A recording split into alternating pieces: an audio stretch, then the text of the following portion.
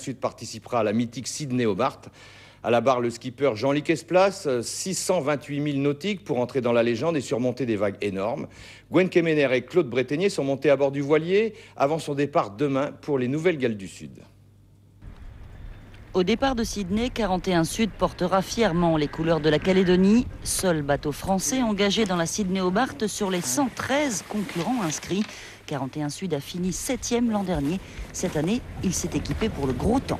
L'année dernière, on a eu de la chance, enfin de la chance, si on peut appeler ça comme ça. On a eu 40 nœuds, 45 nœuds de vent. Et la moyenne, c'est 50-60 nœuds. Et cette année, sûrement oui, puisque El Niño reprend sa place dans le Pacifique.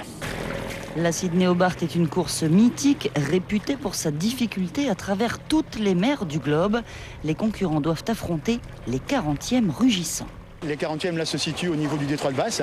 Et le problème, c'est que le vent tourne dans le même sens, puisque c'est le pôle sud, et il n'y a rien pour l'arrêter. Donc ça tourne, ça tourne, ça tourne, et ça tourne très fort. Et le second problème, c'est que le fond passe de 3000 mètres à 300 mètres, et donc les vagues butent sur ce fond, et c'est là où on a des vagues énormes de 20 à 25, voire 30 mètres. L'équipage a le sourire, pourtant il sait déjà combien cette course peut être redoutable. Elle était dangereuse en 1998. On y a participé, on est arrivé 3e à la course et il nous a fallu 10 ans avant d'y retourner. Et c'est la 10e année, c'était l'année dernière. Maintenant, ça y est, on est bien guéri et donc on y retourne. 41 Sud larguera les amarres le 1er décembre. Il mettra une semaine pour rallier Sydney en vitesse de croisière. Départ de la course le 26 décembre.